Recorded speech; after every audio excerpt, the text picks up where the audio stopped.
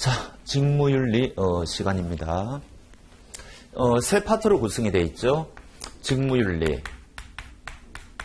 그 다음에 투자자 분쟁 예방, 그 다음에 자금 세탁, 이렇게 이제 세 가지로 되어 있거든요. 총 합해가지고 이제 12문제인데, 옛날에는 요게 자금 세탁에서 이제 한 문제밖에 출제가 안 됐는데, 한 3년 정도 전부터 우리 기본서에 양이 굉장히 보강이 많이 됐어요. 중요한 것들이. 그래서 두 문제까지도 출제가 가능한 부분입니다. 요거. 투자자 분쟁 예방은 양은 굉장히 적어요. 적은데, 두 문제 정도는 이제 출제가 된다고 보시면 됩니다. 그러면은, 여기서 결국 한 8문제 정도는 출제가 된다. 이렇게 보시면 되겠죠. 9문제까지도 출제가 되고. 여러분들이 공부하면서 제일 어떤 편하게 공부하실 수 있는 부분이 직무윤리죠. 이것도 마찬가지입니다. 투자자 분쟁 예방도 굉장히 편하게 공부할 수가 있고, 이 자본시장법하고도 많이 겹치는 부분입니다. 그래서 거의 다 맞출 수가 있는 부분인데, 특히 직무윤리는 요거는 당연히 다 맞추어야 되고요. 자금 세탁은 여러분들이 어느 정도 외우느냐에 따라 달라요. 여기 외울 게 상당히 많이 들어왔기 때문에 그거 좀 다 외워주시면 두 문제가 나와도 다 맞출 수가 있는 거죠. 그래서 이 전체적으로 굉장히 이제 고득점을 해야 될 과목이다. 그거는 이제 틀림없고요. 이제 직무윤리에 그런데 금융소비자보호법이 또 겹치는 부분이 많습니다. 이 작년까지는 우리 기본서에 금소법이 제대로 소개가 안 돼 있었어요. 그래서 금소법을 출제할 수가 없었거든요. 근데 금년도에는 이 직무윤리 파트에 관련되는 부분에 금소법이 굉장히 상세하게 소개가 되어 있습니다. 그리고 나중에 자본시장법 끝나고 나서 금융소비자보호법을 또 별도로 또 공부를 해야 돼요. 왜냐하면 우리 책에 40, 50페이지에 걸쳐서 할애를 하고 있기 때문에. 그래서 금소법도 굉장히 직무윤리와 겹치는 부분은 출제가 좀 될 것이다. 한 2문제 정도는 출제가 될 거라고 봐집니다. 어찌됐든 이 직무윤리가 이제 서론 부분이 있고요. 그 다음에 상품 판매할 때 지켜야 되는 룰이 있고, 그 다음 상품 판매하고 난 뒤에 지켜야 되는 룰이 있거든요. 요게 이제 금소법하고 관련되는 부분이에요. 요게. 그 다음에 이제 여러분들 본인이 지켜야 되는 윤리, 그 다음에 회사에 대해서 지켜야 되는 윤리, 사회에 대해서 지키는 윤리가 있거든요. 여기 있고, 그 다음 마지막으로 내부 통제와 관련되는 부분이 있는데, 요거는 주로 준법 감시는 무조건 출제가 된다고 보셔야 되고, 그 다음 다른 데서 이제 한 문제 정도 출제가 되겠죠. 요거 한 2문제 정도 출제되고요. 요거 한 2문제 정도 출제되고, 요거는 3문제까지도 출제해야 됩니다. 이게 이제 가장 핵심 부분이에요. 핵심 부분이고, 굉장히 중요한 내용들이 많죠. 서론 부분은 특히 이제 이해상충 방지 부분이 중요하거든요. 요거 말고도 조금, 뭐라 그래야 되나요? 좀 단편적인 내용들이 좀 있어요. 국제적인 환경은 지금 어떻게 돌아가고 있느냐 등등 해가지고 그런 것들이 있는데 그런 것도 충분히 한 문제는 낼 수가 있죠. 그러면 어떻게 됩니까? 요거 한 문제 내지 2문제 정도 출제가 된다고 보시면 되죠. 여하튼 편하게 공부하실 수 있는데 여러분들이 깜빡하시면은 실수하실 수 있는 함정 문제에 걸릴 수 있는 그런 분들도 그런 부분이 제법 있거든요. 그런 것들을 제가 집중적으로 말씀드릴 겁니다.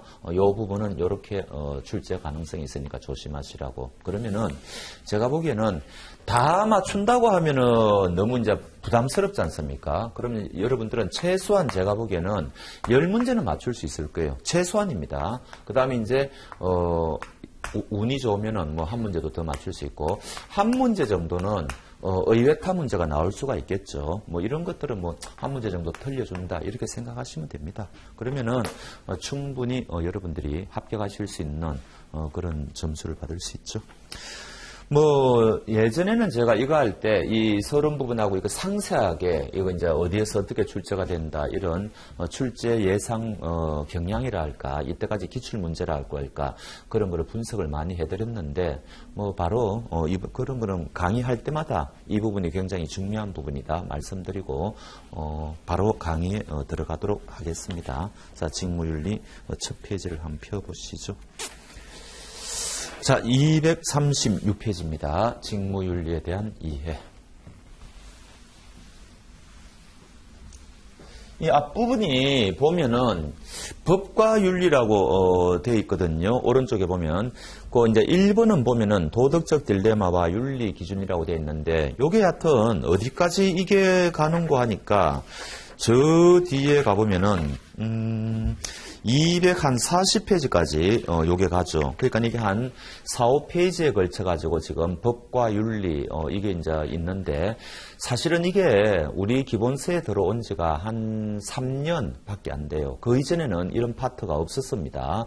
그리고 3년 전에 이게 처음 들어올 때는 법과 윤리라 해가지고 15페이지 정도는 됐을 거예요. 굉장히 많은 양이 들어왔었습니다.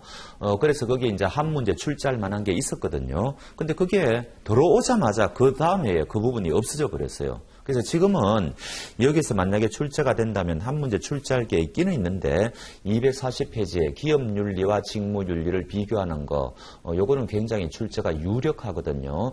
그거 위주로 보시면 되고 그 앞에 부분은 여러분들이 중고등학교 때 윤리 시간에 공부한 거 그 수준을 벗어나지 못합니다. 그러니까 출제를 하려고 해도 별로 뭐 출제할 만한 게 없고 설령 출제가 된다 하더라도 여러분들이 충분히 맞출 수 있는 그런 수준일 것이다. 그렇게 생각하시면 됩니다.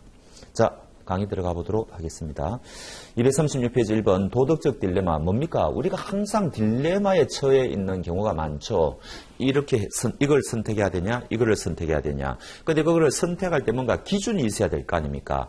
그게 2년 전에는 소개가 돼 있었어요. 그게 굉장히 출제가 유력했는데 그게 이제 없어졌다는 이야기죠. 그래서 그 237페이지 보면은 뭔가 기준이 필요한데 그게 바로 윤리 기준이다. 이렇게 하고 끝나버리죠. 그러니까 전혀 출제할 만한 게 없다. 이렇게 보시면 됩니다. 자, 이제부터는 이제 법과 윤리에 대해서 조금 이제 이야기를 하고 있는데 별거 없어요. 이 법이 추구하는 것은 정의다. 뭐 이런 거고요. 그 다음에 그렇기 때문에 이거는 사회적이다. 뭐 이런 게 나오죠. 그 다음에 윤리는 우리 이제 개인의 내면적인 것을 뭡니까? 그거 하는 거니까 요거는 이제 개인적이다. 뭐 이런 이야기를 하고 있습니다. 특별하게 뭐 이거 모르시는 분들이 누가 있어요? 뭐 특별하게 말씀드릴 게 없어요. 237페이지 가로 1번에 법의 개념 해가지고 나오죠. 정의라는 말이 나오고 그 다음에 두 번째 패러그래프 보면은 불문법이라는 것도 있다. 우리나라는 독일법을 수입했거든요. 일본을 통해서 법을 수입하는 것을 개수라 그럽니다. 이제 개수라 그러는데 어찌됐든 독일법은 독일법 계열은 이게 성문법 우선주의예요. 성문법. 그런데 이제 영미법계가 있단 말이죠. 영미법계가. 요거는 불문법 우선국가예요. 그래서 거기 보면은 불문법이 소개는 돼 있죠. 관서법, 판례법 같은 것도 있기는 있다. 그러나 우리나라는 성문법 우선주의다. 뭐 그런 거고요. 요거는 책에는 없어요. 책에는 없는데 상식으로 그냥 알아놓으시라는 이야기고. 자, 그 다음에 2번에 있는 그대로의 법과 있어야 할 법. 법이 이제 현실을 못 따라간다든지 또는 뭔가 사람들이 이 법은 뭔가 좀 이상한 법이다. 뭐 이런 거를 우리가 많이 현실에서 느끼지 않습니까? 그래서 법이 있어야 될 법을 추구해야 되는데 현실적으로는 괴리가 많으니까 우리가 현재 있는 법하고 그게 있어야 법하고 사이에는 뭡니까? 괴리가 많다. 이런 이야기를 할 겁니다. 특별한 게 또 없어요. 쭉쭉 넘어가 보시면. 그래서 다 넘어가겠습니다. 238페이지 가보시면은 나오죠. 사회적이다. 둘째 줄에 나오죠. 그 다음에 요거 이제 개인적이다. 이런 말이 나올 것이고요. 셋째 줄에 있죠. 자, 그 다음에는 쭉쭉 제일 끝에 가보면은 그 마지막에 법은 궁극적으로 윤리의 실현을 목적으로 하는데 그런데 뭡니까? 이런 거죠. 요 정도 윤리는 강제로라도 지켜야만 사회가 유지될 거 아니냐. 그래서 그 다음에는 이런 말이 나옵니다. 법은 최소한의 윤리다. 이런 말이 나오죠. 법은 최소한의 윤리다. 이 굉장히 유명한 말이에요. 윤리 중에서도 요 정도는 강제로라도 지키자. 그거를 법으로 만들어 놓았다는 거 아닙니까? 그래서 이런 표현은 밑줄 그어 놓으십시오. 혹시 출제가 되면은 이런 표현은 나올 가능성이 있습니다.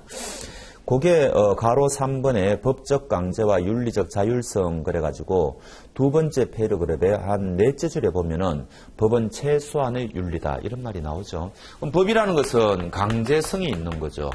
그 다음 이쪽 윤리라는 것은 자율적으로 이제 움직이는 거 아닙니까? 그럼 이게 강제성이 있다 보니까 법은 정당성이 있어야 되죠. 이 법을 제대로 만들었는지. 그거를 누군가가 심사해야 될 거 아닙니까? 우리나라는 최종적에 대한, 법에 대한 해석권은 헌법재판소가 가지고 있습니다. 그런데 만약에 거기서 끝나는데 또 헌법재판소가 제대로 심사했는지를 또 누군가가 또 심사해야 될 거 아닙니까? 또 여기서 또 제대로 심사했는지 이런 식으로 가보면은 이게 무한 소급의 문제가 생긴다는 겁니다. 법이라는 것은 이게 정당성이 있느냐 이 문제에 대해서 이거는 어쩔 수가 없는 거예요. 이거는 이제 인류가 해결할 수 없는 문제죠. 이거는 지금도 해결 못하고 있습니다.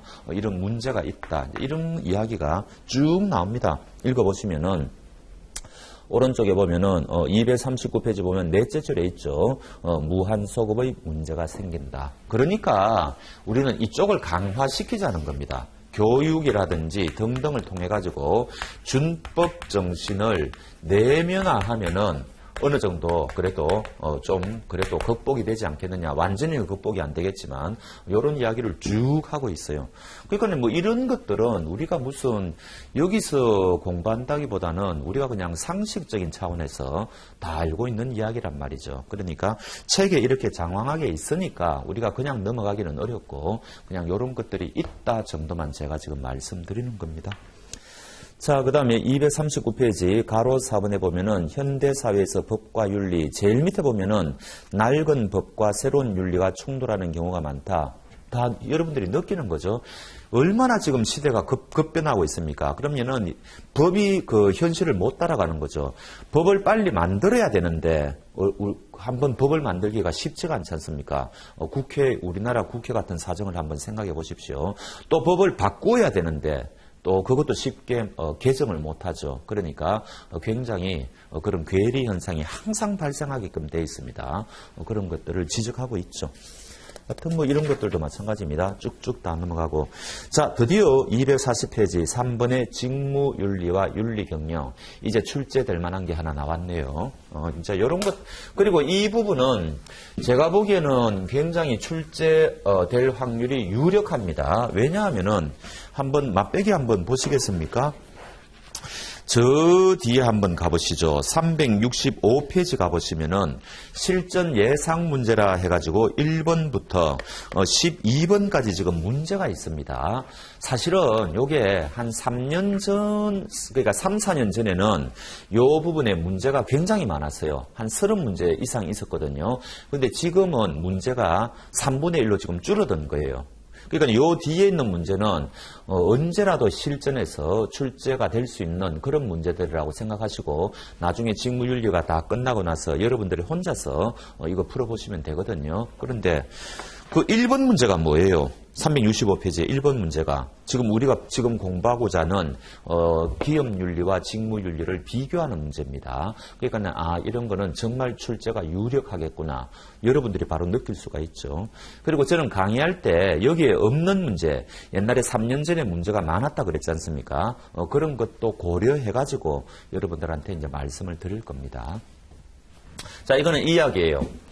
기업윤리라는 게 있고 직무윤리라는 게 있다는 겁니다. 근데 여러분들 이거 구별합니까? 우리가 이거 구별하는 사람 없을걸요, 아마. 그래서 우리가 현실에서는 이걸 이제 혼용해서 쓸 거 아닙니까? 그런데 이 책을 쓰신 분은 이거 구별해 보겠다는 이야기예요. 그럼 이거 어떻게 구별되느냐 이야기죠. 요거는 이제 기업체가 지켜야 되는 윤리니까 굉장히 좀 추상적이거죠. 요거는 이제 이 기업체에 다니고 있는 모든 구성원들이 지켜야 될 윤리다. 요렇게 이제 생각하시면 되고, 요거는 이제 이 기업체가 다니고 있는 분들이 개개의 그 분들이 맡은 직무가 있을 거 아닙니까? 그 직무와 관련된 윤리라고 생각하시면 되죠. 요거는 개개인들이 지켜야 되는 윤리다. 요렇게 하면 이제 풀리는 거죠. 그럼 시험에는 어떻게 나오겠어요? 기업 윤리는 개개인들이 지켜야 되는 윤리다. 이러면 이거 틀리는 거죠. 이것도 마찬가지고. 이런 식으로 이제 출제를 하는 겁니다. 그러니까 이거는 외우지 않으면 틀리는 거예요. 안 그렇습니까? 그런 거고. 그럼 뻔하죠. 이건 이제 모든 사람들이 지켜야 되는, 구성원들이 지켜야 되는 윤리니까 이거는 굉장히 포괄적인 개념이 될 수밖에 없을 것이고, 굉장히 추상적인 개념이 될 수밖에 없을 것이고, 또 거시적인 개념이다. 뭐 이런 식으로 이제 우리 책에 표현이 되어 있거든요. 그럼 이쪽은 뭐예요? 개개인들이 맡은 바 일을 해야 하는 과정에서 지켜야 되는 윤리니까 이거는 굉장히 구체적이겠죠. 그리고 이거는 굉장히 미시적이겠죠. 이런 표현을 하는 겁니다. 이것도 마찬가지죠. 뭐 기업 윤리가 이렇다 그러면 이거 틀리는 거죠. 또 직무 윤리가 이렇다 그러면 이거 틀리는 거죠. 그러니까 이런 식으로 번지수를 잘 아시라 이런 이야기입니다. 요거는 어떤 식으로 이제 표현되는 거니까 임직원들이 지켜야 되는 윤리 강령이다. 뭐 이런 식으로 이제 요게 표현된다 그러고, 요거는 임직원 행동 강령으로 표현이 된다 그럽니다. 임직원 행동 강령. 그러니까 이런 것까지 다 외우셔야 되고, 마지막으로 우리가 회사가 윤리 경영을 해야 된다고 그러지 않습니까? 이럴 때 이 윤리는 요 윤리를 말하느냐, 요 윤리를 말하느냐, 뭐 이런 건데, 우리 책을 쓰신 분은 요 윤리를 말한다는 겁니다. 그래서 요 직무 윤리를 기업의 경영에, 윤리 경영에 도입한 거다. 뭐 이런 표현을 하고 있거든요. 이런 것도 얼마든지 출제할 수 있습니다. 하여튼 이 부분에서 이거 출제하면은 생각보다 어려워요. 오히려 이런 문제가 훨씬 더 어렵습니다. 좀 구체적이지 않고 그렇기 때문에 이런 거는 외우셔야 돼요. 자, 확인해 보죠. 240페이지 3번 직무윤리와 윤리경영 해가지고 쭉 보시면 두 번째 패러그래프에 나오죠. 기업윤리는 그 밑에 줄, 즉 경영 전반에 걸쳐 조직의 모든 구성원들에게 요구되는 모든 그런 게 이제 포인트가 되고요. 또 포괄적 개념이다. 포괄적 동그라미 하시고, 반면 직무윤리는 조직 구성원 개개인들이 자신이 맡은 업무 나오잖아요. 개개인들 동그라미 하시고, 그 다음에 그 밑에 구체화한 것이다. 구체화 동그라미 하시면 되겠죠. 그 다음에 두 줄 내려보면 즉 기업윤리가 거시적인 개념, 그 다음에 직무윤리는 미시적인 개념, 이런 표현이 나오죠. 마지막으로 마지막이 아니고 그 밑에 보면은 이에 따라 통상 기업윤리는 포괄적 개념인 기업윤리는 윤리강령, 윤리강령의 형태, 이런 게 나오고, 그 다음에 추상적인 선언문 형태다, 이런 말이 나오고, 그 다음에는 직무와 연결된 구체적인 기준을 담고 있는 직무윤리는 임직원 행동 강령의 형태로 그 표현 형태가 달리 되고 있다, 이런 말이 나오죠. 마지막으로 윤리경영은 직무윤리를 기업의 경영 방식에 도입하는 것으로 간단히 정의될 수 있다. 그러면은 출제할 게 굉장히 생각보다 많습니다. 그러면은 아까 우리가 맛배기를 봤으니까 이거 뒤에 어떤 식으로 문제가 되어 있는지 한번 봅시다.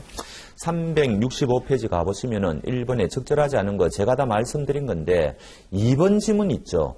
기업윤리와 직무윤리는 흔히 혼용되어 사용되기도 한다. 이거는 제가 여기에 적기는 적었는데 여기에 이제 240페이지에는 그런 말이 없지 않습니까? 그런데 뒤에 지문은 있죠. 이거는 왜 그런 거 하니까 작년도 우리 책에는 혼용되어 사용되기도 한다라는 말이 있었어요. 작년도에는. 근데 금년도에는 책을 쓰신 분이 그거를 빼버렸습니다. 뺐는데 뒤에 문제는 그거를 그대로 넣어놓은 거예요. 그래서 이런 차이가 발생하는 겁니다. 사실은 혼용되어 사용되기도 한다, 이런 표현은 이제는 출제할 수가 없죠. 엄밀히 말하면 우리 기본서에 그런 말이 없으니까. 근데 그거는 작년도에 있던 문제를 그대로 옮겼기 때문에 이렇게 되었다, 이렇게 생각하시면 되고, 요거는 그래도 약과죠. 나중에 이제 문제를 보시다 보면은 좀 심각한 오류도 있습니다. 그거는 나중에 그때 제가 지적을 해드릴게요. 자, 이제는 241페이지입니다. 그러니까 요게 굉장히 이제 출제가 유력하다, 이제 이런 말씀을 드렸죠. 그런데 요게 이제 우리 책에 들어온 지가 한 3년밖에 안 됐다 그랬지 않습니까? 그럼 3년 전에는 뭐냐? 출발이 뭐냐? 직무윤리 책을 펴면은 제일 먼저 나오는 게 도대체 왜 직무윤리를 지켜야 되느냐? 필요성이 제일 먼저 나왔어요. 그리고 요거는 거의 뭐 매번 출제하다시피 했거든요. 여러분들 시험에도 또 출제가 될 겁니다. 뭐 이게 출제될지, 아니면 이게 출제될지, 아니면 이게 둘 다 출제될지, 뭐 그거는 모르겠는데, 어찌됐든 항상 출제 가능성이 있는 부분이다, 이렇게 생각하시면 됩니다. 요거는 이제 첫 번째는 우리 기본서에 뭐라고 되어 있는 거니까, 윤리 경쟁력의 시대라고 되어 있지 않습니까? 요거는 무슨 말인 거니까, 모든 업체가 지켜야 될 이유를 이야기하고 있는 겁니다. 요게 한 6가지가 나올 거예요, 아마. 그 다음 두 번째는 한 페이지 넘겨보시면은 뭐라고 돼 있는 거니까 금융투자업에서의 직무윤리 이렇게 돼 있죠. 요거는 금융투자업자가 특히 직무윤리를 지켜야 될 이유가 나오는데 요거는 4가지가 나와요. 그러면은 결과적으로 금융투자업자가 직무윤리를 지켜야 되는 이유는 합하면 10가지가 나오지 않습니까? 요게 굉장히 시험의 반골 문제였다 이런 이야기고 앞으로도 출제가 많이 될 거다 그런 이야기죠. 아니 그러면 선생님 그 10가지를 어떻게 다 외웁니까? 이거는 외우는 게 아니에요.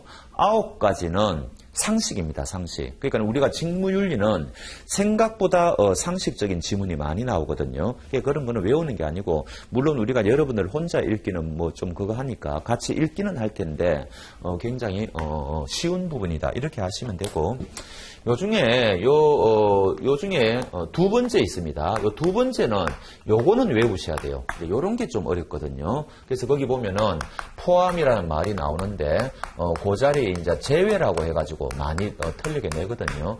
반대말이지 않습니까? 그래서 특히 이 직무윤리는 반대말을 많이 출제합니다. 그러니까 유심히 여러분들이 포함이라는 말이 나오면 요거 출제자가 요 부분을 제외라고 해가지고 틀리게 낼 수 있겠구나. 여러분 나름대로 좀 감을 잡으시면 돼요. 자, 보겠습니다. 가로 1번의 윤리 경쟁력의 시대. 자, 가로 1번의 환경의 변화. 현재와 다가올 미래의 세계는 고도의 정보와 기술에 의한 사회이다. 그래서 세 줄 내려보면은 이거 잘못 사용하면은 사회적 국가적으로 엄청난 파국과 재난을 불러올 가능성이 있다. 다 잘 아시는 거잖아요. 그러니까 사전에 법을 지켜야 되고 직무윤리를 지킬 필요성이 있을 것이다. 그거 모르는 사람 누가 있습니까? 비근한 예로 한 달 전에 그 광주에서 짓고 있는 아파트가 뭐 와르르 무너졌지 않습니까? 얼마나 심각한 문제입니까? 그런 게 만약에 한번 그런 일이 발생하면은 그 회사도 굉장히 치명적인 손해를 입지만 사회 전체적으로도 치명적인 그 손실이 발생하죠. 그리고 그 회사는 그 브랜드 가치를 회복하기 위해서는 굉장히 많은 시간과 비용이 들 겁니다. 그러니까 얼마나 이 손해가 큽니까? 그러니까 그런 거를 미연에 방지하기 위해서는 사전에 법과 직무윤리를 지키는 게 더 낫다. 다 하는 이야기예요. 자, 그 다음에 2번이죠. 위험과 거래 비용. 둘째 줄에 보면은, 자, 상대방이 자신의 이익에 반하는 행동을 할 경우에 발생하는 위험 비용까지를 거래 비용에 포함시켜 비용이 적은 쪽을 선택하게 된다. 이게 무슨 말입니까? 요게 이제 요 포함이죠. 포함인데. 회사는 각종 비용이 많이 발생할 거 아닙니까? 그럼 이런 비용들이 다 이제 들 건데 이 비용을 굉장히 적은 쪽으로 이제 선택할 거란 이야기입니다. 그러면은 비용 중에서 위험 비용이라는 게 있는데 이것도 비용에 포함되느냐 이런 이야기죠. 포함된다는 이야기죠. 그래서 위험 비용이라는 것은 결국 뭐냐? 제일 마지막 줄에 있죠. 보시면은 즉 개인은 위험을 통제함으로써 가장 적은 거래 비용이 발생할 수 있도록 거래와 관련된 자들에게 직무윤리를 요구하는 것이다. 그러니까 직무윤리를 지켜야만이 위험이 줄어든다 이런 이야기죠. 그래서 하여튼 위험 비용도 포함한다. 요거는 외울만 하죠. 왜냐하면 실전에 위험 비용 포함, 위험 비용 제외 이런 지문이 나오면 이게 무슨 말이지? 여러분들이 순간적으로 이제 헷갈릴 수가 있으니까 요거는 체크해 두시라는 이야기입니다. 자, 그 다음에 넘겨보시면 세 번째 생산성 제고. 뭐 특별한 말이 없어요. 그거 보시면은 한 4줄 내려보면 생산성의 제고를 통한 장기적 생존의 목적으로 윤리 경영의 중요성이 강조되고 있다. 그래서 그 밑에 비윤리적인 기업은 결국 시장으로부터 외면당하고 퇴출될 가능성이 크다. 옛날 사람들은 뭐 직무윤리를 지킨다든지 환경을 지킨다든지 이런 생각 별로 안 했지 않습니까? 뭐 생산성만 높아서 이윤만 많이 창출하면은 좋다 이렇게 생각했겠죠. 근데 요즘은 굉장히 이제 인식이 많이 바뀌었지 않습니까? 조금 비용이 들더라도 직무윤리 지키는 게 결국 장기적으로 봐가지고 기업이 살아남는 척도가 된다. 그런 거를 이제 많은 사람들이 인식하게 되었다는 거죠. 더 뭐 긴 말씀 안 드리겠습니다. 4번 신종자본, 직무윤리는 오늘날 새로운 무형의 자본이 되고 있다. 신용이라는 거, 그 기업체에 대한 믿음이라는 거 굉장히 중요하지 않습니까? 옛날에는 뭐 공장이다, 기계다, 무슨 토지다, 뭐 이런 것들, 눈에 보이는 것들이 중요했을지 모르지만 현대로 올수록 브랜드 가치, 신용 이런 것들이 굉장히 중요한 가치가 되고 있죠. 그 이야기입니다. 특별한 거 없고요. 그 다음에 5번에 인프라 구축, 윤리는 공정하고 자유로운 경쟁의 전제 조건이 된다. 회사마다 다 룰을 지켜야 되죠. 그래야지 뭐 바깥에 나와서 경쟁을 해도 해야 될 거 아닙니까? 그렇지 않으면 반칙이죠. 뭐 그런 이야기를 하고 있고요. 그 다음에 오른쪽에 6번 사회적 비용의 감소. 비윤리적 행동은 더 큰 사회적 비용을 가져온다. 조금 전에 말씀드렸죠. 다 이게 통하는 이야기입니다. 그러니까 제가 여기서 구구절절히 더 긴 이야기를 할 필요는 없을 겁니다. 자, 이제는 우리가 이제 상식적인 이야기를 했고, 이제는 조금 더 이제 전문적인 이야기가 나올 겁니다. 금융투자. 자, 가로 1번에 산업의 고유 속성. 자, 첫째 줄에 보니까 금융투자는 그 속성상 고객 자산을 유용하거나 고객의 이익을 침해할 가능성. 이게 어느 다른 산업보다도 높다. 이거를 우리가 이해상충 발생 가능성. 뭐 이런 이야기를 하지 않습니까? 회사하고 투자자 간에 이해가 어긋날 가능성이 굉장히 높죠. 대표적인 예가 우리가 이제 다음 시간에 공부하는 과당매매의 권유입니다. 과당매매를 하게 되면은 결국 어떻게 됩니까? 회사는 수수료가 많이 발생하니까 플러스가 되겠지만 투자자는 결국 마이너스가 될 거 아닙니까? 이런 식으로 플러스 마이너스가 굉장히 부딪히는 경우가 굉장히 많아졌다는 겁니다. 그거를 관리를 잘 해야지 투자자가 믿고 자본시장에 들어온다는 이야기죠. 그 이야기입니다. 그래서 하여튼 그런 이야기를 쭉 나오고 이거는 제가 더 이상 말씀을 안 드려도 여러분들이 다 아시는 내용이니까 넘어가죠. 자, 그 다음에 가로 2번에 상품의 특성도 마찬가지입니다. 둘째 줄에 보면 우리가 취급하고 있는 금융투자 상품은 투자성이 있죠. 원본 손실의 위험을 내포하고 있죠. 이게 이제 은행 예금하고 차이점이지 않습니까? 아니, 그러면 나중에 투자자가 원금을 까먹고 좋아할 투자자가 누가 있겠어요? 그러면은 결국은, 분쟁이 발생할 가능성이 어느 다른 것보다 높다는 이야기입니다. 그럼 회사가 나중에 그 분쟁에서 이기기 위해서는 평소에 법과 윤리를 지켜야 된다는 이야기죠. 다 아시는 내용이에요. 3번에 이제 금융 소비자의 질적 변화인데 이거는 우리 자본시장뿐만 아니고 모든 시장이 다 그렇죠.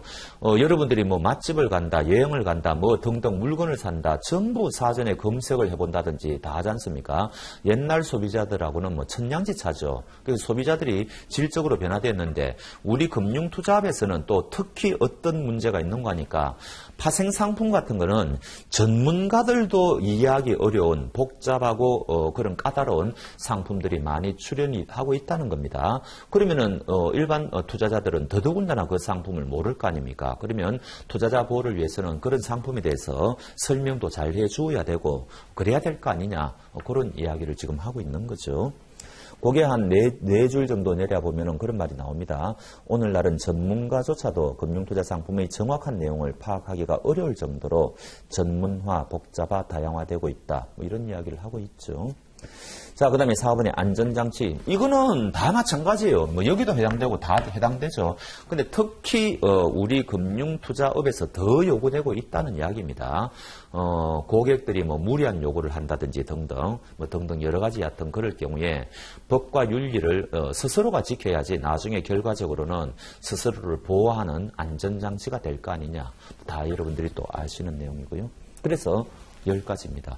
그러니까 생각을 해보세요. 어떤 식으로 출제가 되든지 간에 그냥 여러분들이 다 맞출 수 있는 그런 지문이라는 거죠. 요거 하나만 좀 조심하시면 되죠. 요것도 어려운 건 아니죠. 어려운 건 아니고요. 자, 그 다음에 이 오른쪽 페이지에 보라색으로 자본시장법 및 지배구조법에서 직무윤리의 역할이 있는데 요거는 이제 이 직무윤리하고 자본시장법은 어떤 관계냐 이런 이야기입니다. 요거는 이제 일종의 부록 형태인데 보라색 같은 거는요 출제되는 부분도 있고 안 되는 부분도 있어요. 근데 거기 굉장히 많죠. 다음 페이지까지 있을 건데 그걸 이 중에서 우리가 출제 함직한 것만 간단하게 보겠습니다. 그게 한 1번, 2번, 3번 정도예요. 1번, 2번, 3번. 그 다음에 이제 최근에 금소법이 제정되면서 7번이 금년도 책에 새로 들어왔어요. 그런데 책에 새로 들어왔다고 해서 출제되는 건 아니에요. 영영 출제 안 되는 것도 있고 어떤 거는 또 출제되는 것도 있고 그런데 어찌됐든 금년도에 이게 새로 들어왔으니까 요거는 그냥 한번 읽어보면 됩니다. 자, 자본시장법 1번, 2번, 3번은 그래도 읽을 만한 부분이 있거든요. 이게 무슨 이야기인 거니까 1번 봅시다. 자본시장법에는 금융소비자 보호에 관한 법제적 장치가 강화되었다. 무슨 이야기인 거니까 자본시장법이 2009년도 이제 만들어졌잖아요. 그럼 옛날에는 서비스 영역에 불과했던 게 많아졌는데 이게 이제 법적 의무로 많이 바뀌었다는 이야기입니다. 이 대표적인 게 이제 설명 의무 같은 게 대표적이죠. 여하튼 옛날에는 이게 법적 의무가 아니기 때문에 이거를 위반한다 하더라도 뭐 손해배상 의무 이런 게 발생하지 않았죠. 근데 이제는 법적 의무가 되었기 때문에 이제 손해배상 의무가 이제 발생한다. 뭐 그런 이야기를 지금 하고 있는 거죠. 자, 그 다음에는 2번은 뭡니까? 옛날에는 이게 이제 이 유가증권의 개념이 열거주의였다는 겁니다. 요거는 우리가 나중에 자본시장법 할 때 또 합니다. 근데 이제 이게 장단점이 있죠. 근데 이게 이제 단점 때문에 포괄주의로 바뀌었다는 이야기고요. 포괄주의로 바뀌면은 이제 취급할 수 있는 상품이 굉장히 많아졌지 않습니까? 그러니까 더더군다나 직무윤리를 더 지켜야 된다. 이런 이야기입니다. 세 번째는 전문 투자자 이야기예요. 우리가 나중에 이제 상품 판매할 때 투자자 보호에 가면은 전문 투자자는 열외가 있거든요. 자기가 알아서 방어할 수 있으니까. 그렇다고 하더라도 그러면 법적 의무는 없죠. 그런 전문 투자자에게는. 그렇다 하더라도 윤리적 의무는 즉 직무윤리는 지켜야 된다는 겁니다. 그 3번에 보면 이런 말이 나오죠. 둘째 줄에 전문 투자자 경우는 규제 관리의 효율성 제고와 규제 완화의 관점에서 자본시장법에 의한 주된 보호 대상에서 빠져 있지만 그러나 뭐라고요? 이에 대한 금융투자회사의 윤리적 책임까지 완전히 면제되는 것은 아니다. 그러니까 직무윤리는 지켜야 된다. 시험에는 어떻게 나오겠어요? 윤리적 책임도 전문 투자자에게는 뭐 지킬 필요가 없다. 이렇게 출제가 혹시 된다면 당연히 그거는 틀린 거죠. 그건 우리가 상식선에서 맞출 수가 있습니다. 나머지 다 넘어가고요. 뒷장 7번 한번 넘겨보시면은 아울러 금융소비자보호법은 금융투자회사의 임직원이 사전정보 제공, 금융상품 판매, 사업피해 구제 이거는 계속 앞으로 나오는 건데 모든 과정에서 지켜야 돼요. 이거는 옛날 자본시장법도 똑같아요. 상품 판매하고 그 다음에 상품 판매한 다음 후에 요럴 경우에만 이게 지키는 경우가 아니고 상품 개발할 때 그 다음에 개발하고 난 뒤에 판매하기 전에도 지켜야 되거든요. 그래서 이런 모든 과정에서 지켜야 돼요. 모든 과정. 그거 이야기하는 거죠. 그러니까 이거는 뭐 너무 당연한 이야기입니다. 그러니까 뭐 특별한 내용이 새로 들어온 거는 아니다. 뭐 그렇게 보시면 되겠네요. 자, 그 다음에 직무윤리의 사상적 배경 및 역사가 나오는데 요거는 좀 출제가 잘 안 됩니다. 그런데 어쩌다가 뭐 내겠다고 하면 낼 수는 있는 거니까 보기는 봐야 되죠. 옛날이라 하면 한 5년은 된 것 같은데 4사람이 소개가 됐어요. 마르크스도 막 소개되고 이랬거든요. 근데 지금은 2사람입니다. 칼뱅하고 베버인데 베버는 출제할 만한 게 없어요. 그러니까 칼뱅만 이제 신경 쓰시면 되는데 칼뱅은 금욕이라는 말이 나오면 이제 칼뱅이고요. 직업 소명론 그러면 칼뱅이에요. 그다음에 초기 자본주의 발전의 기틀을 마련했다. 그러면 칼뱅이에요. 그래서 요거 3단어만 좀 보시면 됩니다. 그게 246페이지 두 번째 패러그래 금욕적 생활윤리, 금욕, 초기 자본주의 발전의 정신적 토대가 된 직업윤리의 중요성 강조, 초기 자본주의. 그 다음에 칼뱅은 모든 신앙인은 노동과 직업이 신성하다는 소명을 가져야 할 것을 역설. 그거만 이제 포인트 잡으시면 됩니다. 그러니까 이제 이 칼뱅은 여러분들이 아시다시피 그 종교개혁 때 나온 그 종교개혁가이지 않습니까? 그래서 옛날에는 그 중세 때 개인이 부를 축적하는 것을 굉장히 안 좋게 생각하던 시절이었죠. 근데 이제 칼뱅은 그렇지 않다. 직업은 하나님이 주신 신성한 거다. 여기에서 얻는 부를 축적하는 것은 오히려 그거는 정당한 거다. 이렇게 하니까 이제 사람들이 열광한 거죠. 그래서 이제 부가 축적되기 시작하고 그래서 자본주의 발전은 이제 시작점이 되었다. 이렇게 평가한다는 거죠. 그 다음에 그 밑에는 이제 칼뱅으로부터 영향을 받은 베버 나오는데 그건 특별한 게 없고요.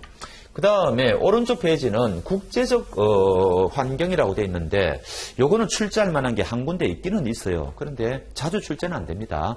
먼저 이제 OECD가 발표했다 그랬잖아요. 요거는 각 기업체가 이제 지켜야 되는 건데 그게 두 번째 패러그래프에 있어요. 2000년도에 발표했는데 발표한 명칭은 외울 필요 없습니다. 포인트는 우리는 이제 객관식 공부를 하는 사람들이니까 이게 법적 구속력이 있느냐 없느냐 이런 걸 이제 출제하거든요. 구속력이 없다. 요거 하나만 혹시 싶어서 말씀드리는 거고요. 그 다음에 시험에 더 나오는 게 그 밑에 나오는 부패 인식 지수 있죠. 요거는 출제할 만해요. CPI. 요거는 어디에서 누가 이거 하느냐 이거 나오죠. 요거 이제 국제투명성기구에서 발표를 하죠. 국제투명성기구. 그래서 요거 이제 요거 하나는 외우셔야 되고, 요거는 실제로도 출제한 적이 있습니다. 이거 어디서 발표하느냐. 그다음 또 하나의 중요한 논점은 우리나라는 이거 어떠하냐. 우리나라는 굉장히 낮다는 거죠. 낮은 거는 좋은 건 아니죠. 우리나라는 부패가 좀 심하다는 이야기입니다. 쉽게 말하면. 그래서 요거 두 가지는 논점이 되니까 외워두셔야 됩니다. 혹시 싶어서 말씀드리는데 요거는요. 이 국제투명성기구가 발표하는 것은 국가 이야기입니다. 국가. 아까 요거는 기업이죠. 그러니까 요거를 기업이라고 하면 틀린단 말이죠. 국가입니다. 그래서 거기 보시면은 확인해 보시면 두 번째 패러그래프 OECD는 해가지고 그 밑에 내려오면은 국제 공통의 기업 윤리 강령은 강제 규정은 아니지만 그게 포인트죠. 법적 구속력이 없다는 거. 자, 그다음에 내려오면은 부패 인식 지수가 나오는데 국제 투명성 기구 TI 영어도 뭐 알아놓으시면 좋죠. TI 국제 투명성 기구는 1995년 이래 매년 각 국가별 국가 동그라미 하시고 부패 인식 지수를 발표하고 있다. 자, 그 다음에 그 밑에 우리나라는 아직도 경제 규모에 비하여 윤리 수준이 낮게 평가, 낮게 동그라미 하시고. 그 다음에 그 밑에 난데없이 또 영국 BITC라는 게 나오죠. 그 다음에 한 장 넘겨보시면은 249페이지에 보면은 그 위에 가보면은 두 번째 패러그래프 산업정책연구원의 코백서, 또 그 밑에 쭉 내려보면은 전경련의 FKI 백서, 또 마지막에 쭉 내려오면 서강대의 소백서가 나옵니다. 이 세 가지가 나오죠. 한 가지, 두 가지, 세 가지가 나오거든요. 요거는 혹시 싶어서 말씀드리는데 제가 아까 서두에 말씀드렸잖아요.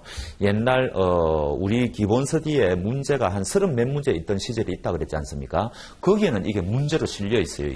이게 어떻게 문제로 실려 있는 거니까 다음 중에서 성격이 다른 하나는, 그럼 정답은 이겁니다. 요거예요. 영국 BITC 요거예요.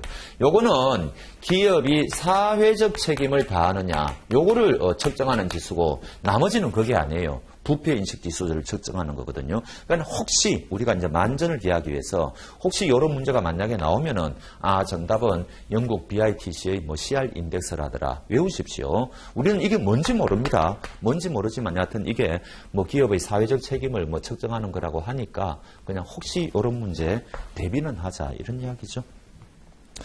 자, 247페이지 제일 밑에 그게 있고요. 그 다음에 넘겨보시면 248페이지는 우리나라 환경이죠. 근데 이거는 출제할 게 없습니다. 유일하게 만약에 한다면 중간 정도에 보면은 청탁금지법이라는 게 나오죠. 이게 이제 그 김영란법이지 않습니까? 그런데 요거는 출제한다면은 두 군데 있기는 있어요. 밑에서 6째 줄. 공직자를 대상으로 하는데 대가성이 없더라도 공직자들은 대가성과 무관하게 이제 이거는 제재를 가하죠. 그 다음에 그렇다면 이 김영란법은 공직자들만 대상으로 하느냐? 그렇지 않죠. 모든 국민을 대상으로 하죠. 그래서 요거 두 가지는 혹시 만약에 출제한다면 출제할 수는 있다. 지문 중에 넣을 수는 있는 거죠.